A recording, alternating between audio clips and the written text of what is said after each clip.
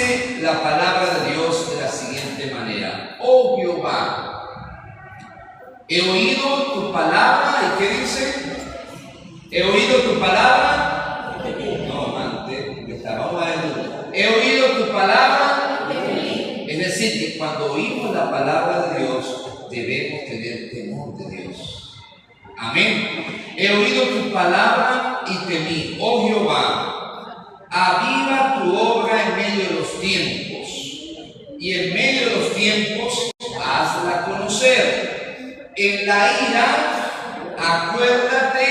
Dios vendrá de Temán y el santo desde el monte de Parán. Su gloria cubrió los cielos y la tierra se llenó de su alabanza. Amén. Puede sentarse, por favor.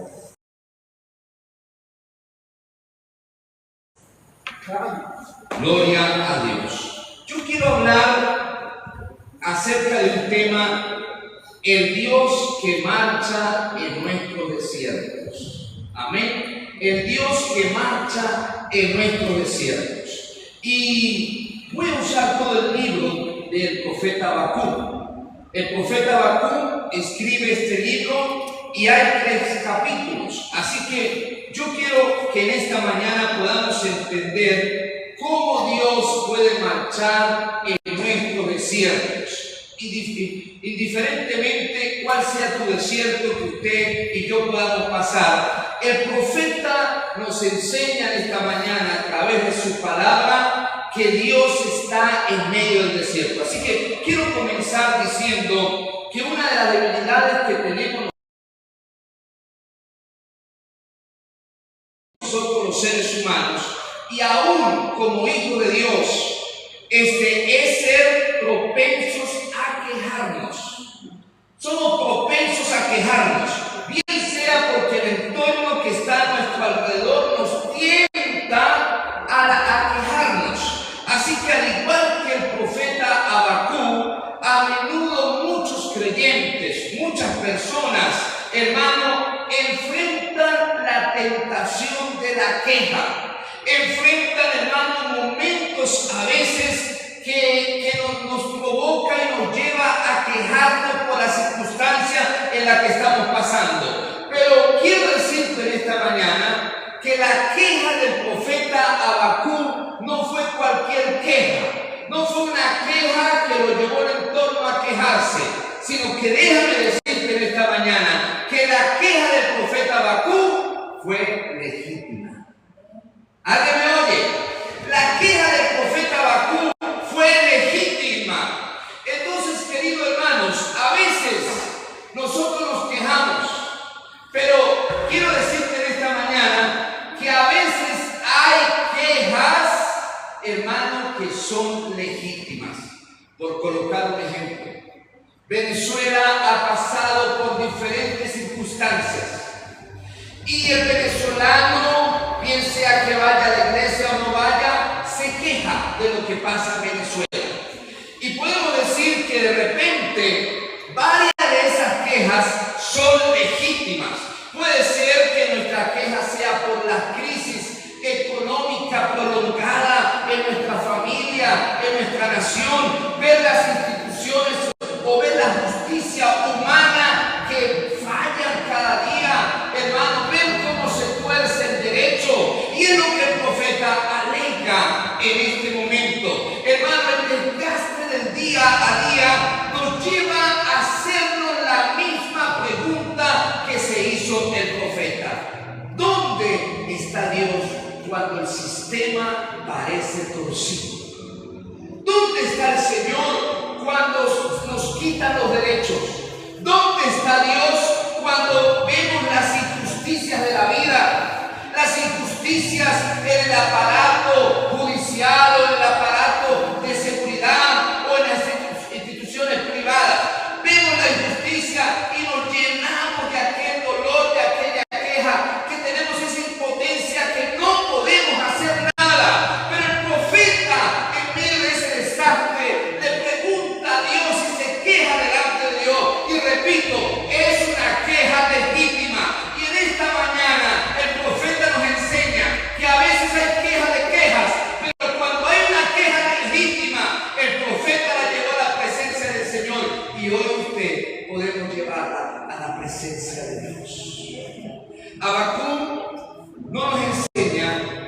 que el camino no es la apatía ni el cinismo, sino es un diálogo honesto delante de Dios.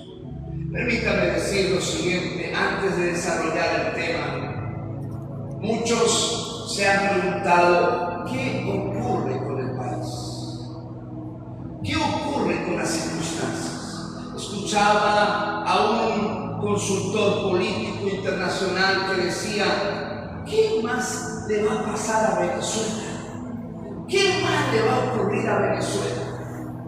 Pero yo creo que el Señor nos quiere enseñar, y como lo predicaba hace 15 días aquí, el Señor quiere podar Venezuela, porque no puede haber un avivamiento en todas las esferas de nuestro país si primero no nos poda el Señor. Y necesitamos entender que para que haya una buena producción, para que haya un buen éxito, para que haya prosperidad, el Señor primero tiene que preparar este país. Y lo primero que quiero hablarte en esta mañana está en el capítulo 1, versos 2 al 4. Por eso dije que voy a desarrollar todo el libro en esta mañana. Y dice, hermanos, el profeta dice, ¿hasta cuándo, oh Jehová, clamaré? Escucha esto, hermano. Yo no sé cuánto has clamado. Yo no sé cuánto has clamado, porque tu entorno, tu vida, parece que va en peor. Parece que la circunstancia cada día es más fuerte. Pero lo primero que quiero decirte es que la queja honesta puede llegar aunque haya un silencio de Dios. Escuchen, la queja honesta puede llegar aunque haya un silencio de Dios. Ahora, yo no estoy hablando de la queja, porque hay gente que se queja todo el tiempo. Hay gente que en sus labios, en su boca, hay una queja por todo. Yo no estoy hablando de esa queja, yo estoy hablando de una queja legítima. Y el verso 2 al 4 dice, ¿hasta cuándo, Jehová, clamaré y no oirás? Daré voces a ti a causa, escúcheme, daré voces a ti a causa de la violencia y no salvarás. Sigue diciendo el profeta, ¿por qué me haces ver iniquidad y haces que vea molestia?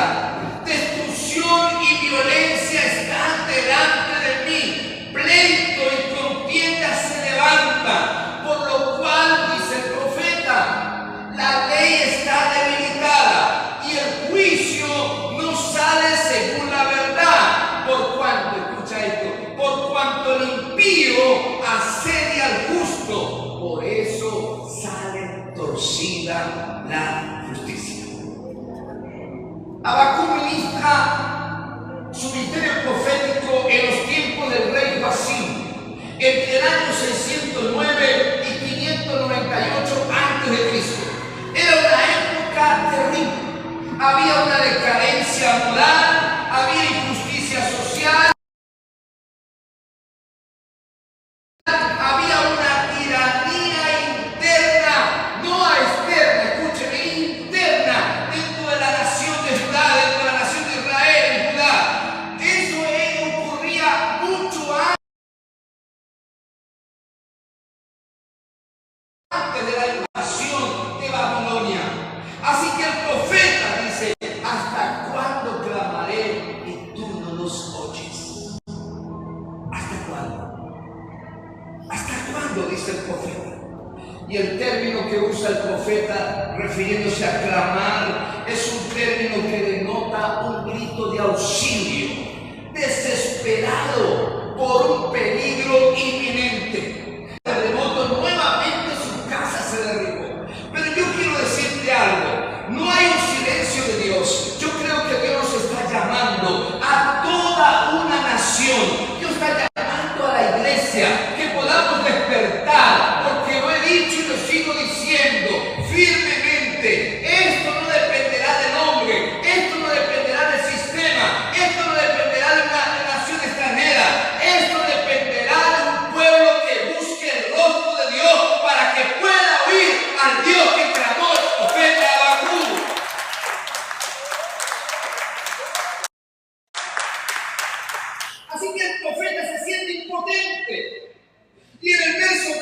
dice, la ley es debilitada. El profeta dice, el derecho ha sido torcido. Y qué injusto es ver cómo hay injusticias en nuestro país, bien sea de una institución pública o de una institución privada. Aún en el barrio, aún en la calle, puede haber injusticia. Porque de repente usted no tiene más nada y el mercado que llega a través del sistema es lo único que usted puede, pero hay gente que de repente se la quita. Y aquello te da una impotencia y usted como que mira al cielo, Señor, yo te he servido. ¿Por qué pasa esto? Así que el profeta quiere decir entumecida, congelada, paralizada. El derecho en ese momento, y yo creo que en estos tiempos se ha torcido. Cada quien busca la parte que le beneficie. Pero dice la Escritura que el mismo pueblo de Judá, la misma nación había dejado la Torá, y la Torá es la ley de Dios, la ley de Moisés, la habían dejado toda la nación, hermano, y los poderosos manipulaban los tribunales, manipulaban todo aquello, pero el profeta al corrupto. Y ante todo esto, por eso digo, la queja del profeta es legítima. Yo no sé cuál es tu queja delante de Dios. Yo no sé cuál ha sido la queja. Porque la queja del profeta Habacuc no nace de la incredulidad, sino nace del conocer el carácter de Dios. Cuando conocemos el carácter de Dios, sabemos que tarde que temprano el Señor nos hará justicia. ¿Alguien me oye? El Señor entrará allí, porque el profeta sabía que Dios era santo, pero no solamente Dios es santo, Dios es justo. Por tanto, Dios no tolera, hermano, una sociedad que cada día se va descomponiendo, que cada día va detrás de la inmoralidad, de la corrupción, de la injusticia. No, hermano, teológicamente el profeta nos enseña y nos muestra que una lamentación puede ser legítima cuando la llevamos a Dios en oración. Como creyentes en nuestro país de Venezuela, muchas veces nos asalta la misma pregunta: ¿hasta cuándo, Señor? Yo doy lo mejor por mi familia, pero mi esposa no es recíproca conmigo, o al contrario. Yo doy lo mejor por mis hijos, pero mis hijos no lo hacen. Yo hago lo mejor por esto o por aquello. Y hemos visto cómo una nación ha tenido diferentes dinámicas sociales. Una nación donde cada día se inventa un aparato, se inventa para lograr mejorar la economía y el estado, el estatus social de las personas. Pero parece que cada día son más difíciles. Vemos un derecho desvirtuado, vulnerable cada día. Pero el texto, y es mi ánimo en esta mañana, nos lleva y nos dice que podemos ser honestos delante de Dios.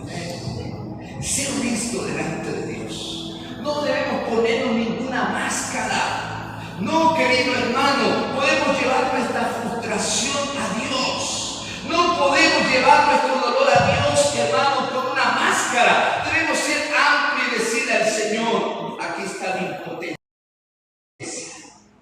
Aquí está mi dolor. Aquí está mi circunstancia, aquí está mi prueba, Señor, sabiendo que Él no se va a ofender por nuestra honestidad. Así que el capítulo 1, el profeta presenta una queja legítima a Dios. Pero eso nos lleva al capítulo 2. Y en el capítulo 2, querido hermano, mira tan hermoso, el capítulo 1, el profeta presenta la queja. ¿Hasta cuándo esta enfermedad? ¿Hasta cuándo mi economía? ¿Hasta cuándo las circunstancias de una nación? ¿Hasta cuándo esto y aquello? Y usted no tiene que temerla nada.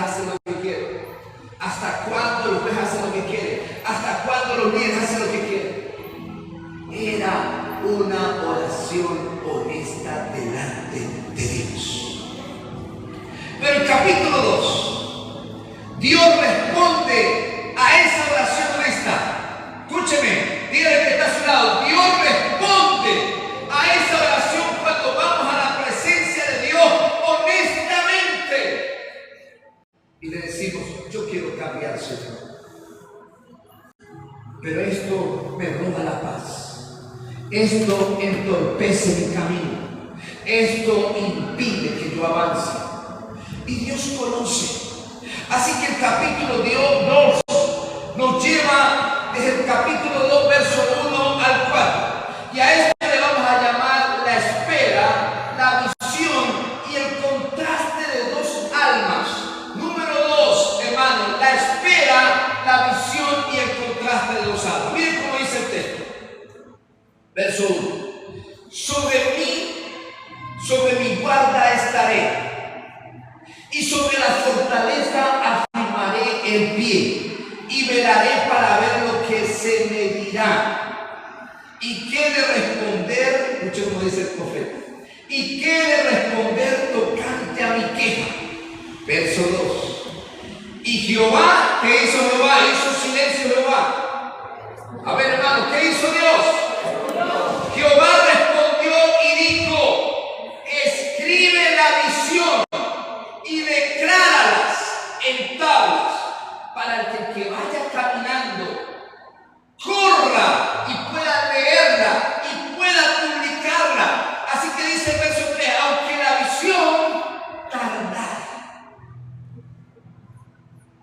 aunque en nuestro país tarde la profecía que hay sobre nuestra nación, aunque en nuestro país haya dolor y lágrimas, dice, aunque tardare la dignidad sobre Venezuela, aunque tardare el avivamiento sobre esta nación, dice, por un tiempo más, aunque la visión tardare por un tiempo más, se apresura hacia el fin y no mentirá. Aunque tardare, espéralo, porque sin duda vendrá y no tardará. Pero el verso 4 nos abre a dos almas, a un contraste de dos almas, y dice: he aquí que aquel cuya alma no es recta. Escucha esto: aquel cuya alma no es recta, dice que, hermanos, vamos, estamos aquí, ¿qué dice? Se enorgullece, mas el justo por la fe vivirá. ¿Cómo le parece? Mas el justo por la fe vivirá. Así que lo primero que encontramos es la torre de guardia. El verso 1. El profeta decide apartarse del problema, del ruido del problema, y sube a una fortaleza. Y esto implica tener una actitud espiritual de rendición y de expectativa. No podemos detenernos de seguir orando por nuestra nación. No podemos detenernos de seguir parados como el profeta lo hizo. En el capítulo 2, verso 1, no hay respuesta todavía, pero él sube como una torre, como una fortaleza, y se para firme y sigue allí en expectativa. Sigue allí orando en la presencia del Señor, porque en el capítulo 1, repito, no fue una queja cualquiera, fue una queja legítima dirigida en oración a Dios. Pero aquí el profeta se para, y muchos quizás no han tenido la fuerza para seguir orando. Muchos quizás dijeron: vámonos del país, y cuando cambie el país volvemos, desde allá oramos y no lo juzgamos por eso. Pero muchos hemos estado allí como en una disyuntiva. Pero el profeta nos enseña hoy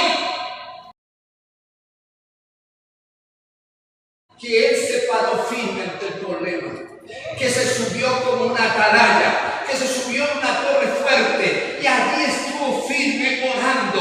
Hay que seguir orando por esta nación, hay que seguir clamando por esta nación, hay que seguir firme ante esta nación, porque aunque haya muchos que estén detrás de los Baales, hay 7,000 rodillas que no se han doblado ante ellos.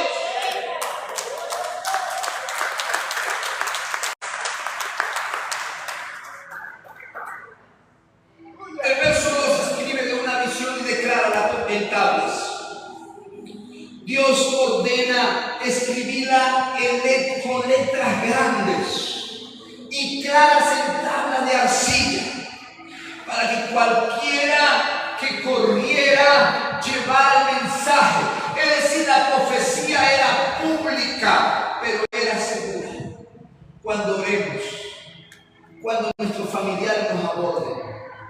que no conocen al Señor. Cuando los amigos los aborden, aquellos que están en esa queja porque las cosas no han salido bien, tú tienes que declarar la visión. Tú tienes que declarar la palabra de Dios. Tú tienes que afirmar que Dios no se ha olvidado de Venezuela, que Dios no se ha ido de Venezuela, que Dios está aquí atento en cada detalle de nuestro país, que Dios va a tomar el control. Mire, a Dios nadie le gana, a Dios nadie puede ser más rápido que Él. Dios tiene el control de cada detalle de nuestro país. Pero hay que declarar esa profecía. Vendrá dolor, vendrá sangre, vendrá angustia, y lo hemos visto durante años, pero luego Dios nos va a sacar y Venezuela será un país glorioso, será un país grande, porque la gloria de Jehová está en nuestro país. Así que debemos declarar esa profecía. No decir todavía falta esto y aquello, no. Vamos a ir, porque Dios va a levantar este país. Dios lo va a levantar. Este país será cuna de misioneros que se enviarán al mundo, porque las naciones potentes, las naciones con riquezas, las grandes potencias, aunque sean grandes militarmente, aunque sean grandes económicamente, pero espiritualmente están por el piso. Y nosotros no seremos más conocidos por el petróleo, no seremos más conocidos por las riquezas de este país, seremos conocidos porque aquí nos visitó el Señor. Aquí nos visitó la gloria de Dios. Y Dios nos va a llevar, Dios nos va a llevar, hermano, porque dice el verso 3, aunque la visión tardare, espérala.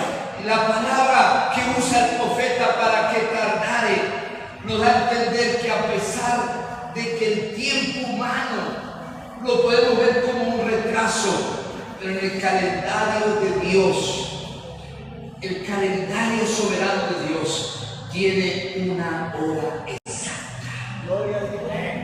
Y esa hora no fallará. Esa hora llegará. Esa hora llegará el momento que Dios va a levantar a nuestro país de Venezuela. Pero quiero que en el verso 4, vamos a colocar el verso 4 en pantalla.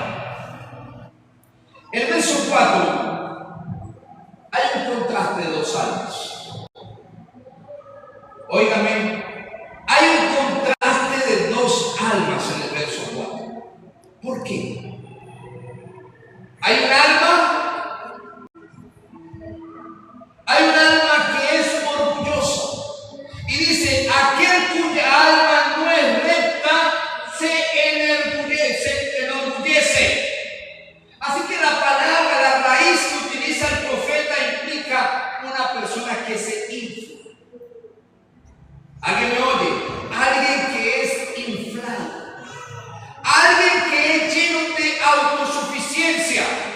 Y el profeta usa ese término para aplicarlo a los caldeos, a Babilonia, que se sentían grandes por su fuerza, por sus armas, por su dinero, pero que eran corruptos.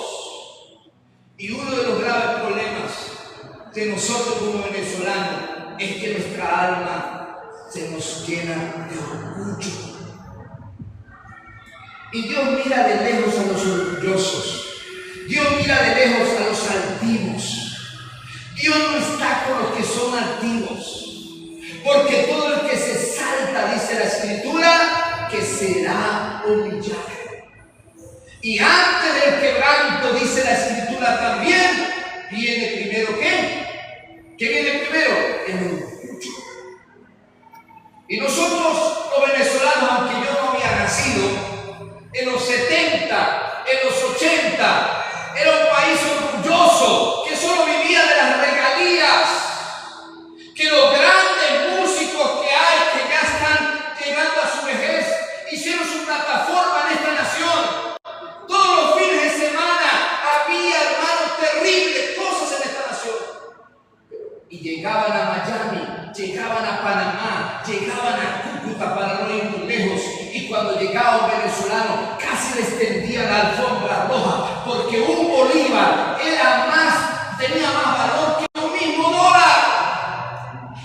Pero hoy, los años de la diáspora venezolana, nadie quiere que llegue un venezolano a su país. Muchos crearon nuevas leyes de migración para que un venezolano no entrara, pero Dios nos está enseñando, imposible que en medio de este proceso todavía no entendamos que mejor es la humildad que el orgullo. Por eso el profeta dice en Hebreos 4, por eso nosotros salmas, hay dos contrastes de personas. El verso dice el justo. Diga conmigo el justo. Dígalo, el justo. El justo por la fe. ¿Alguien me oye? El justo por la fe vivirá. No vivirá por nuestras fuerzas. Y me encanta porque la Reina Valera usa la palabra fe. Pero en el hebreo se utiliza una palabra que es emuna. Y emuna quiere decir algo que tiene firmeza, algo que tiene fidelidad, algo que tiene constancia. Y el domingo pasado lo decíamos, que Jehová es nuestro pastor, y lo que implica que Él, en el verso final del capítulo 23, que así como hay una casa, cuando alguien quiere cazar a alguien o un animal, el Señor quiere cazarlo todos los días, pero no para mal, para que el bien y la misericordia nos persigan cada día de nuestra vida. Si tú y yo somos justos, emuná nos va a perseguir. La fidelidad, la constancia, la firmeza de Dios nos va a perseguir, porque no es una fe intelectual, querido hermano, es una confianza que se traduce en mantenerse firme. Escúchame esto, querido hermano y querida hermana.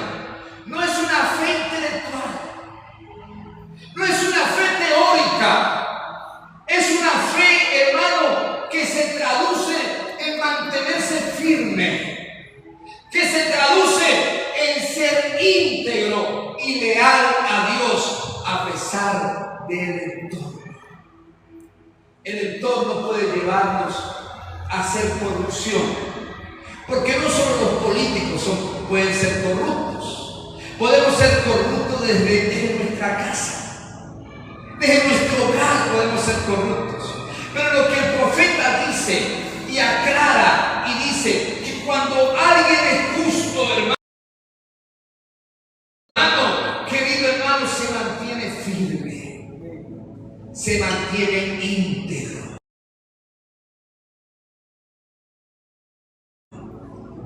Es íntegro lo que hace, se mantiene leal a Dios, a pesar que el entorno que nos rodea nos quiere llamar y nos dice, pero no importa, es que el sistema es así, y no puede ser así. Cuando alguien es justo, hermano, y en una institución hay injusticia, es como que yo estoy sobrando aquí, como que yo no puedo estar en este entorno, porque no me lleva a ser justo. Entonces, hermano, en tiempos de crisis en nuestro país, podemos ser tentados a buscar atajos o confiar en nuestras propias fuerzas humanas, hermano, como el dinero, como las conexiones, como la viveza. Pero Dios nos dice hoy, el soberbio confía en sus propias estrategias y su alma se corrompe, pero el justo, el creyente, sostendrá su vida en mantenerse fiel a Dios, y Dios nos va a sorprender. Dios no va a olvidar nuestra fidelidad. Dios no va a olvidar cuando usted dijo no a esa corrupción, cuando usted dijo no a ese orgullo. Dios no lo va a olvidar. Dios lo va a anotar en las crónicas. Dios lo va a decir, y aunque no es el tema, pero viene a mi mente aquel hombre justo llamado Mardoqueo. Y un día el rey dijo, mira, busquen en las crónicas. Y buscaron, y había un hombre que había denunciado un golpe de estado. Y el rey preguntó, ¿qué le han hecho? ¿Cómo le han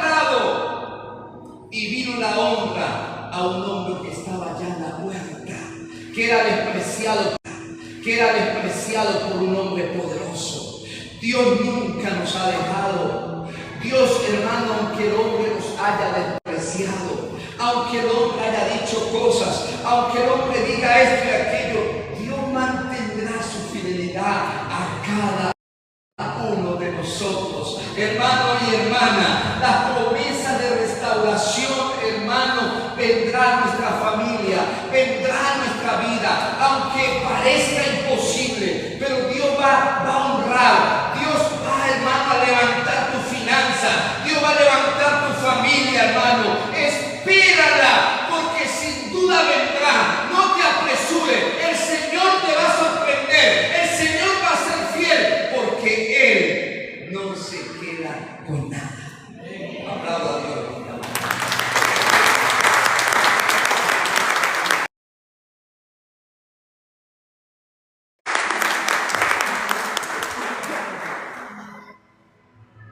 El capítulo 1 nos enseña de una queja legítima. Una queja que no es como cualquier queja. Usted no se puede quejar porque la bombona amaneció sin gas. Usted no se puede quejar porque alguien pasó y le ensució el carro. Eso no son quejas legítimas. Una queja legítima fue la que nos enseñó el profeta Habacuc, y no voy a regresar allá. Pero en el capítulo 2 es una oración, y en el capítulo 2 el profeta se para firme en el verso 1, como en una torre fuerte, y se mantiene firme en la oración, pero con expectativa. Nunca pierda la expectativa de Dios para Venezuela.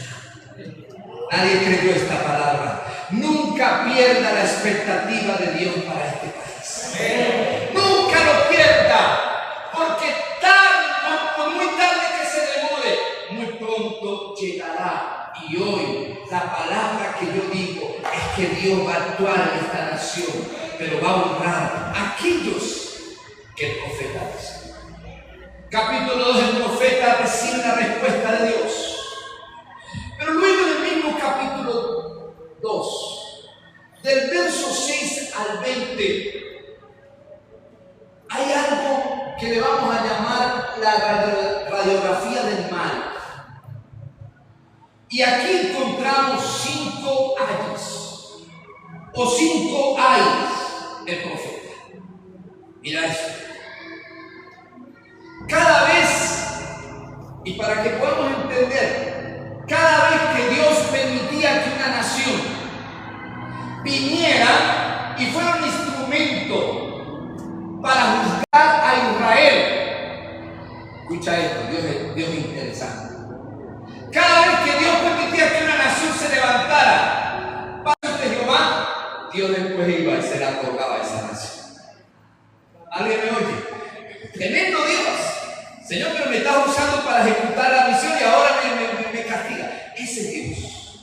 Dios no va a pasar por alto las injusticias. ¿Alguien me oye? Dios no va a pasar por alto las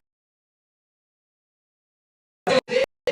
Ese extorsionador, usurero y extorsionador, versos 6 y 8. No te preocupes. Aquí no hay ninguno. Pastor, no, pero ¿por qué predica eso? Pero yo lo predico para que quede en nuestro corazón. Pero está muy lejos. Pero quiero decirte que hay un ay. Y el ay es de los usureros y el extorsionador. Y dice el verso 6: no han de levantar todos estos refranes sobre él, o refrán sobre él, y sarcasmo contra él, y dirán: ay del que multiplicó era suyo.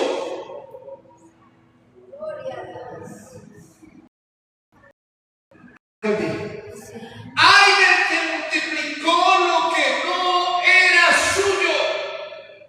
¿Cuánto había de calcular sobre sí pena? Hay un juicio contra todo aquel que se enriquece de lo ajeno y acumula prendas empeñadas. Hay un juicio de Dios, hermano, y ese juicio vendrá sobre la corrupción,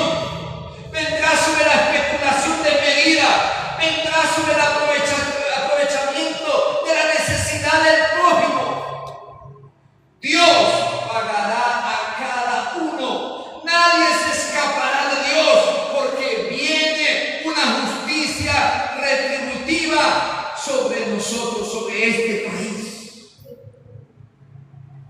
Hay una justicia que es retributiva. Y esta justicia es que dará justicia.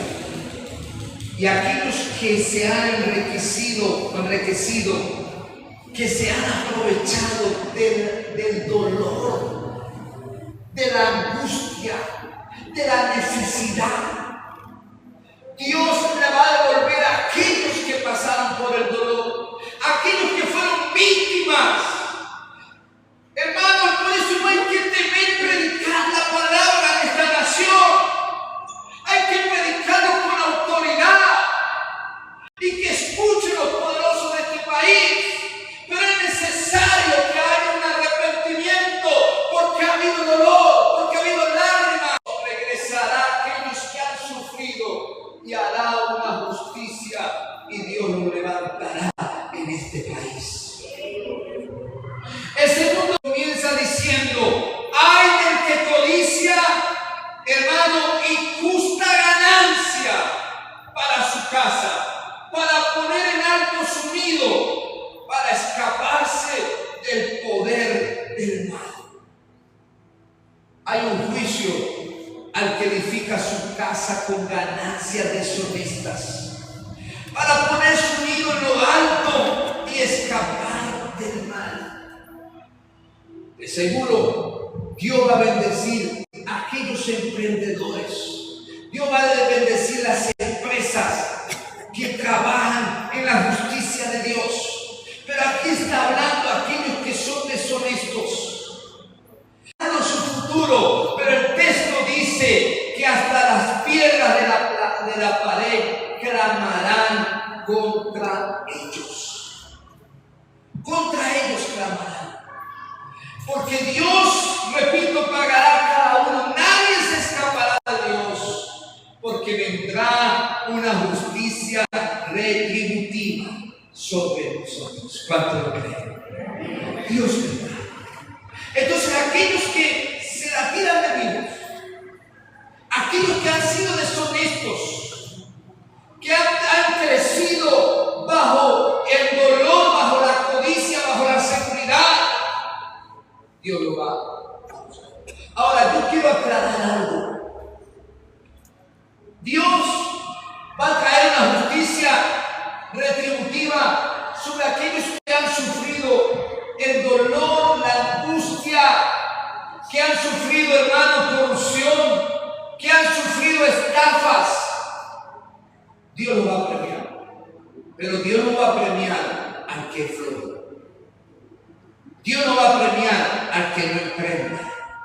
Dios no va a premiar al que no lo intenta. Eso es otra cosa muy diferente. No sé si me hago entender en esta mañana. El tercer ay está en el verso 12. Y es el ay de la violencia y de la explotación, dice el profeta. Ay del que edifica la ciudad con sangre y del que funda una ciudad con iniquidad.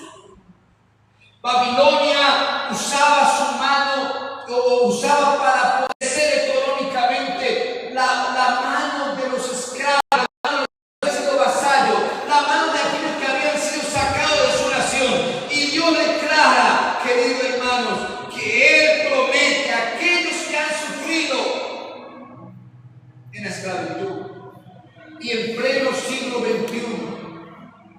Muchos de nuestros compatriotas salieron de este país buscando mejores opciones de vida, pero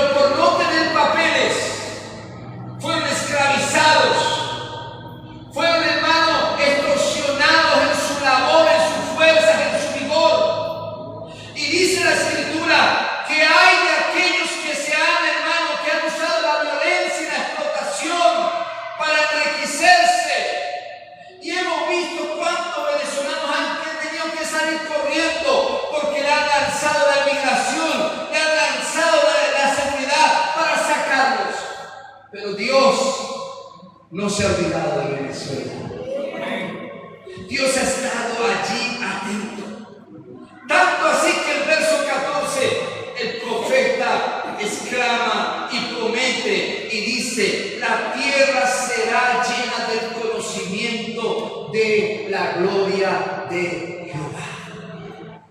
Hay una gloria de Dios. Y esa gloria de Dios descenderá porque usted y yo nos vamos a levantar. Todo sistema que se ha levantado para hacer sufrir a los trabajadores, para emitir opresión social, hermano, va a perecer porque Dios va a hacer justicia. Dios va a levantar. Recuerde lo que he dicho. Dios pagará a cada uno y nadie escapará de Dios. Su justicia es que, hermano, retributiva. Esa justicia retributiva vendrá. Permítame seguir terminando con estos ayes. El cuarto ay está en el 15, verso 15 y 17. Y es el ay de la degradación e inmoralidad. Dice la Escritura en el verso 15: ay, escúcheme, ay en el que te da de beber, ay de beber prójimo, ay de ti que le acercas tu hiel y le embriagas al juicio, al que da de beber a su prójimo para embriagar. Y el profeta expone la humillación del débil. Y hoy, hermanos, el profeta dice que vendrá juicio por aquellos que promueven la descomposición moral, los vicios, la explotación de la dignidad humana en nuestras comunidades. Por eso yo quiero decirle, nada se escapa de la mano de Dios. Dios tiene el control de todo. ¿Por qué el profeta dice esto? ¿Por qué el profeta trae a cotación estos hay? Porque Dios mira la dignidad humana. Antes que hubiese la declaración de los derechos humanos, antes que llegara esa declaración de derechos humanos, ya estaba en la Biblia. Porque Dios mira la dignidad del hombre. Y Dios, hermano, pagará a cada uno. Nadie se escapará de la mano de Dios. Y esa es la promesa, porque hay justicia retributiva. El quinto ay es el ay de la idolatría. Dice: ¿de qué sirve la escultura que esculpió el que la hizo? Escúchame. ¿De qué sirve la escultura que esculpió el que la hizo? La estatua de fundición que enseña mentira para que haciendo imágenes mudas confíen el hacedor en su obra. Verso 19. Ay del que le dice al palo despiértate, o a la piedra muda levántate. ¿Podrá él enseñar? He aquí está cubierto de oro y plata, porque han hecho estatuas de oro y plata, pero no hay espíritu en él. Hay gente que sigue confiando en los ídolos. Hay gente que sigue confiando en esos ídolos mudos de madera, de plata y de oro. Pero hoy, hermano, la fe, hemos visto cómo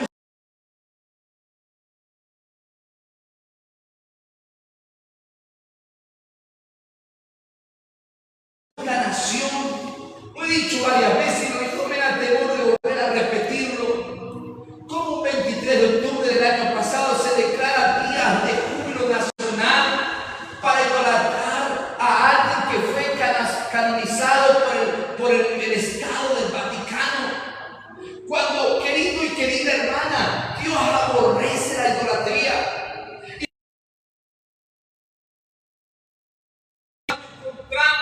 Que a veces hay idolatría para los políticos, hay idolatría para los hombres poderosos, hay idolatría para personas, hay idolatría en los amuletos, pero eso no nos lleva a ningún lugar. Eso nos lleva a la frustración, eso nos lleva a la decadencia espiritual, eso nos lleva a una decadencia de crisis. Por eso Venezuela debe dejar la idolatría y volverse a Dios, al Dios genuino, al Dios verdadero. Y yo no sé si aquí nosotros como hijos de Dios podamos tener otras idolatrías y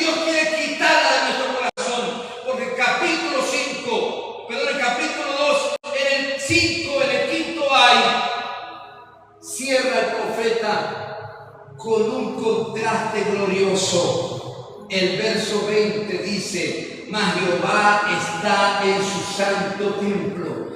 Calle, calle delante de él toda la tierra, porque el Dios verdadero sigue gobernando este país. El Dios verdadero sigue tomando el control de esta nación, porque Él ha estado allí en cada detalle de nuestra vida. Pero vayamos rápidamente al capítulo 3. Dije que el capítulo 1, ¿qué hay en el capítulo 1? ¿Qué hay en el capítulo 1? Una queja. Una queja legítima llevada en la oración a Dios. En el capítulo 2 encontramos la respuesta de Dios. Si usted nota el capítulo 2, el Dios le da al profeta una promesa y le dice: escríbala porque yo la voy a cumplir. Pero el Señor no deja pasar por alto al profeta. Y luego de la comienza a describir por lo que tú te has quejado. Todas estas cosas que han hecho injustamente vendrán 5 años. Dios es tan tremendo que no solamente le promete al profeta la restauración, dice que no pasará por alto ninguna de las 5 injusticias que había o que hubo en la nación de Israel. Y yo quiero decirle, hermano, con la autoridad del Señor, no pasará por alto el Señor la injusticia que haya venido sobre nosotros, sobre nuestro país, porque Dios vendrá, no tardará y su visión se cumplirá.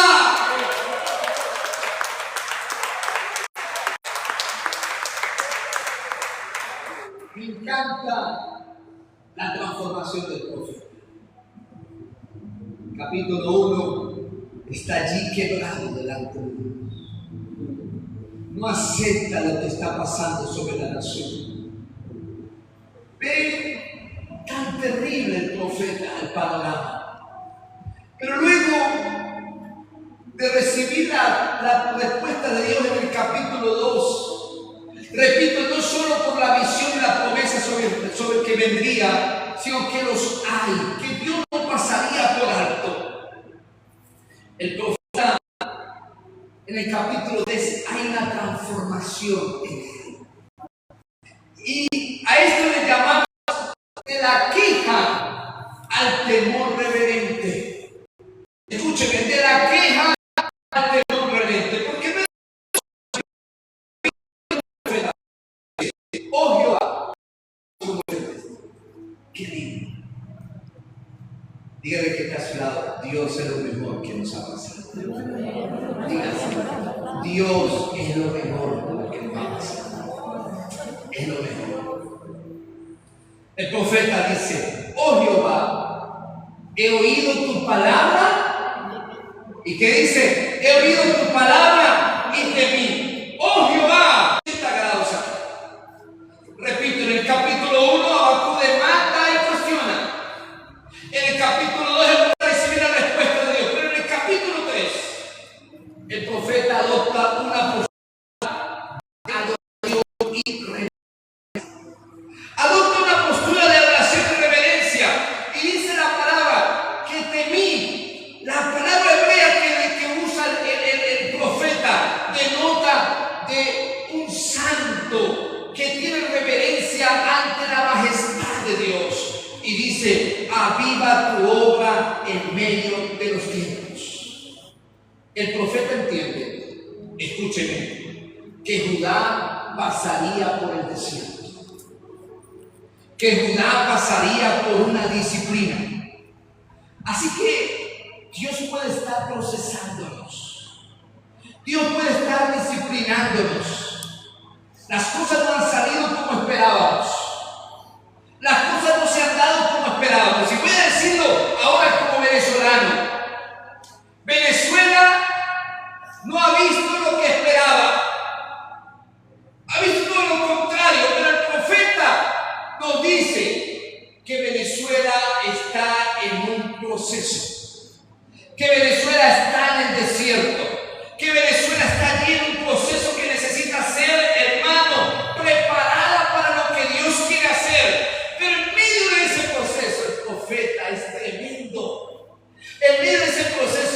dice a Dios: mantén viva tu gracia, mantén viva tu presencia. Y en medio del desastre, en medio del terremoto, en medio de la crisis, Señor, haz conocer tu presencia y aviva tu obra en nuestro país de Venezuela. Eso es lo que el profeta dice. Y el verso 3 me encanta porque dice: Dios vendrá de Temán y el santo desde el monte de Parán. Y Temán y Parán apuntaban hacia el desierto del sur. Por eso, hermanos, la ruta fue el lugar donde Dios guió a Israel durante 40 años en el éxodo al sacarlo de Egipto. Pero Habacuc declara que la salvación no vendrá de las alturas. Dice: mi salvación vendrá del desierto de Temán, pero de algún lado Dios vendrá para salvar a nuestro país. Y esa es nuestra promesa. Dios se manifiesta y utiliza metafóricamente el desierto para enseñarnos hoy que la mayor gloria de Dios se manifiesta en el lugar donde más escasez hay, donde más prueba hay, donde más dolor hay. Dios, porque Dios no trabaja con los cálculos y la estadística del hombre. Dios trabaja a la inversa. Y Dios puede usar esto que está en Venezuela pasando para que su gloria pueda venir. Dios marchó con poder en el desierto de Sinaí y marchará con poder en nuestro país de Venezuela. Lo he dicho y lo sigo diciendo: no es de los santeros, de los babalaos, es de Jesucristo, el Señor de señores.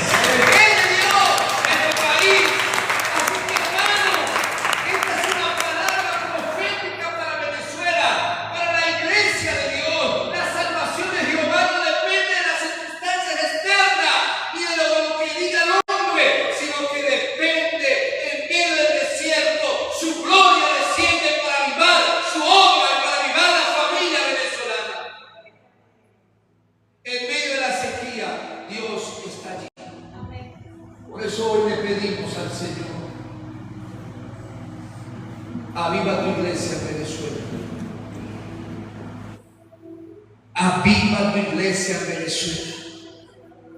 Y en medio de los tiempos difíciles de este país, hazla conocer. Haz conocer la gloria en nuestros hogares. Haz conocer la gloria donde estemos. Que la gente vaya porque en tu hogar hay gloria de Dios. Que la gente vaya porque a ti te va diferente. A ti está la gloria de Dios en tu vida. Porque Dios vendrá de Temán. Dios vendrá del desierto. Pero, hermanos, de algún lado Jehová va a traer salvación a Venezuela. De algún lado Jehová va a traer salvación a tu familia. De algún lado Jehová va a traer salvación a tu vida. Pero de algún lado vendrá, de la derecha del desierto, de algún lado Jehová traerá salvación. Finalmente el profeta dice, el verso 17 y 19 es extraordinario. Y a esto le llamamos el triunfo de la fe absoluta en el creyente. Dígale que está a su lado, para que ese triunfo llegue, dígale con propiedad, para que ese triunfo llegue, primero hay un colapso total. Para que ese triunfo llegue, tiene que haber un colapso total. Y quizás esto nos duela, quizás esto sea terrible, fuerte, pero quiero decirte, hermano, que el profeta dice, aunque la higuera no florezca. ¡Aló! Aunque la higuera no florezca, ni en las vides haya frutos, aunque falte el producto del olivo, y los labrados no den mantenimiento, y las ovejas sean quitadas de la majada, y no haya vacas en los corrales. Para la mentalidad de agrícola de Israel, este versículo describe la ruina absoluta de la nación. La pérdida de la alimentación básica como lo era la higuera, la vid, la pérdida de los productos comerciales como lo era el olivo, la pérdida del sustento diario en las labores, o las labores de los labrados que hacían. Hermano, la pérdida capital de aquellas grandes ganaderos como eran las ovejas y la vaca. Es una radiografía de una economía que está en cero. Y antes de seguir diciendo, hoy nuestro sueldo mínimo son céntimos. Es la base de un país. El sueldo mínimo es la base de una nación. Y aunque se aumentan bonos, pero todos los que sabemos esta materia sabemos que al final no sirve para las utilidades. Es un sueldo que está organizado. Pero así estaba Israel, así estaba la nación, estaba en cero su economía. Y quizá hoy nuestro país esté en cero, pero el profeta se levanta y afirma en el verso 18 y 19, dice: con todo yo me alegraré en Jehová y me gozaré en el Dios de mi salvación. Jehová el Señor es mi fortaleza. Con todo, dice el profeta, es una declaración de independencia espiritual. No dependo del sistema, no dependo del sueldo, dependo de la economía, dependo de la economía del cielo, dependo de la economía de Dios. Por eso el profeta dice: con todo. Ya las circunstancias no movieron el corazón del profeta. Y usa un verbo o dos verbos: alegre, gozaré. Implica saltar en júbilo, regocijarse con fuerza, porque su gozo no proviene de los depósitos llenos que haya, sino de una fuente inagotable del cielo, el Dios de mi salvación. Así que no te quejes por quejarte. No te quejes por quejarte. No. Quéjate legítimamente delante de Dios. Ven con una queja legítima que Dios te va a responder. Y vendrá aunque en tu casa no haya nada en la despensa, aunque no haya nada en la nevera, aunque no haya nada de lo que tienes que pagar mañana.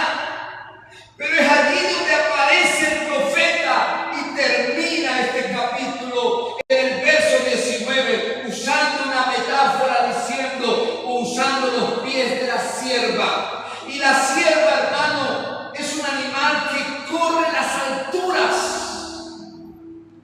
pero no corre temiendo, no corre dudando. La sierva corre con seguridad. Qué lindo es el Señor. Corre con seguridad a las alturas rocosas, donde otros animales pueden resbalar sin caer, ella no. Dios no ha aplanado la montaña de nuestro país. Ha habido dificultad inmediata, pero Dios nos está capacitando, aleluya.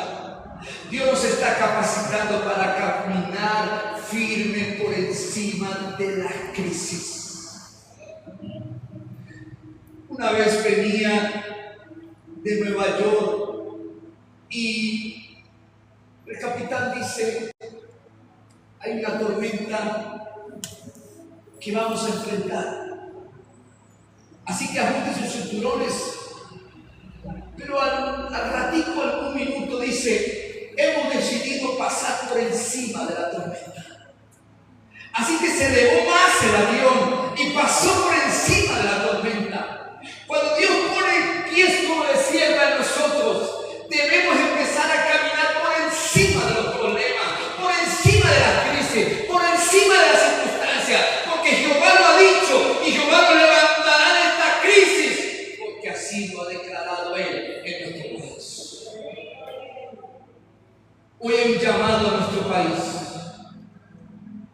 El libro del profeta Habacuc comienza con un hombre mirando la tierra y quejándose, pero una queja legítima. Continúa con un hombre que decide subir a la torre y escuchar a Dios. Y esa torre no es tu vecino. Esa torre no es lo que tú tienes. Esa torre es tus rodillas en la presencia de Dios. Y luego termina el capítulo 3 con un hombre que camina firmemente por las alturas,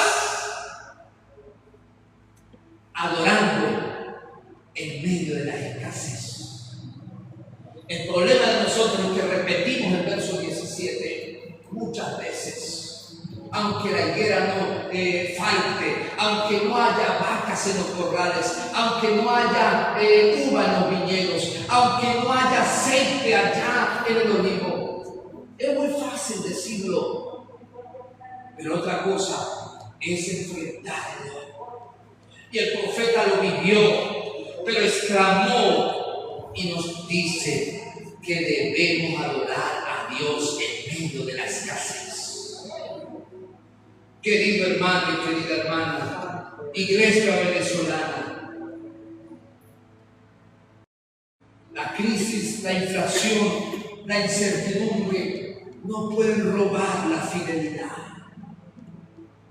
Emuná es la palabra hebrea que traduce la Reina Valera para decir el justo por la fe vivirá. Pero en el original hebreo, emuná va más allá y nos habla de una fidelidad, de una firmeza, de una constancia que nunca se va a apagar con los justos. Siempre va a estar allí. Así que nuestro Dios, que marchó en el desierto de Parán, hoy sigue marchando en nuestras vidas. Santo. Si nos falta el fruto visible de la economía en nuestro hogar, que nunca nos falte la adoración en el altar familiar.